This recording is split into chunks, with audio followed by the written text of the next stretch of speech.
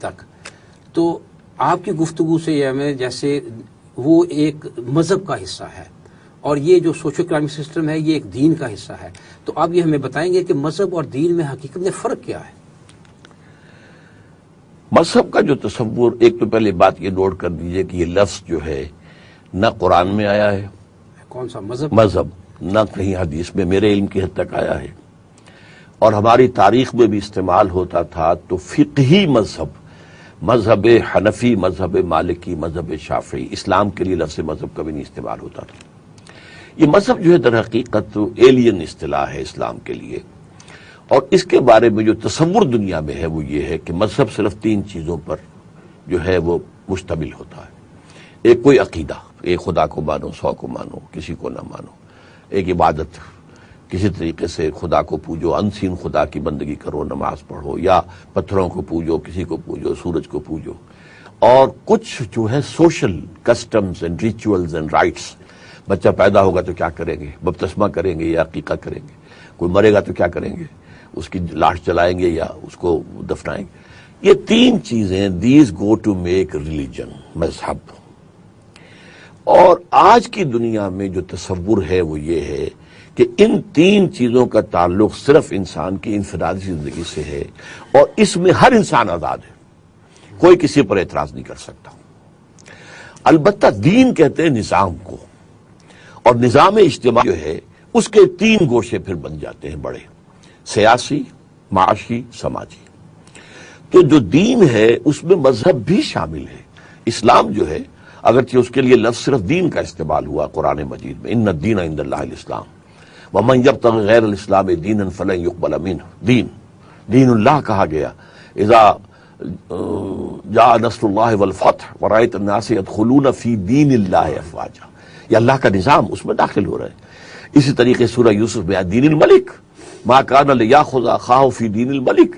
تو بادشاہ کا جو نظام تھا وہاں، حضرت یوسف علیہ السلام جو ہے وہ اس کے ایک بہت اہم افسر تھے، بہت بڑے کارندے تھے، شاید وزیر اعظم ہو، شاید وزیر خوراک ہو، وٹس ایور، لیکن بادشاہ تو نہیں تھے. نظام تو بادشاہ کا تھا، تو انہیں پابندی کرنی پڑی.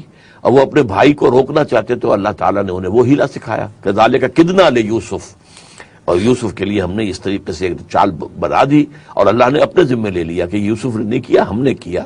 اور یہ واقعہ لیا خدا خواہ فی دین الملک. تو یہ دین جو ہے یہ ایک مکمل نظام ہے.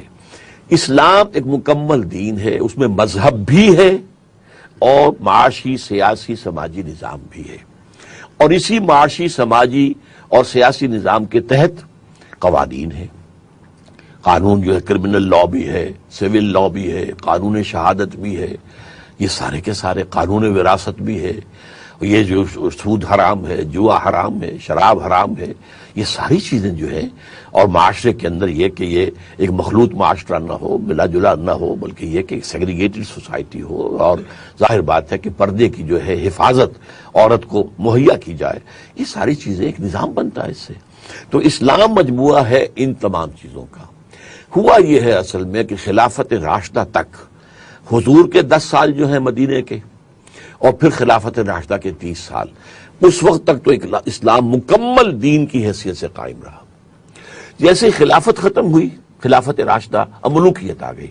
سیاسی نظام اب وہ اسلام والا نہیں رہا، اس میں وہ شورائیت نہیں رہی، اس میں ایک قبیلے کی حکومت آ گئی، اس میں جو ہے موروثی حکومت آ گئی، وغیرہ وغیرہ.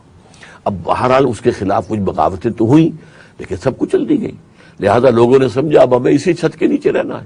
لہذا مذہبی لوگوں نے یا علمی کام شروع کر دیے، اور یہ کہ خانقاہی نظام کے لوگوں کی کم سے کم یہ کہ تزکیہ نفس کی کوشش تو کرو. اب اس کے بعد کیا ہوا؟ لیکن وہ اس میں کیا تھا کہ چاہے وہ ملوکیت تھی لیکن قانون اسلامی تھا. جو عدالتیں تھی، فیصلہ قاضی ہوتے تھے اور مفتی ہوتے تھے، اور جمعہ ہوتا تھا صرف سرکاری، کوئی عام پرائیویٹ جمعہ نہیں ہو سکتا. تو خطیب، یہ 3 عہدے تھے جن عہدوں کے لیے یہ سارا جو نظام ہے، دینی تعلیم جس کو کہتے ہیں ہم، دینی تعلیم کا نظام، یہ اصل میں سول سروس کی اکیڈمیز تھیں. یہ کہ حکومتوں کو ضرورت ہے قاضیوں کی، مفتیوں کی اور خطیبوں کی، تو وہ پروڈیوس کریں. اس کے بعد جب آ گیا کلونیل دور، اب انگریز آ گیا.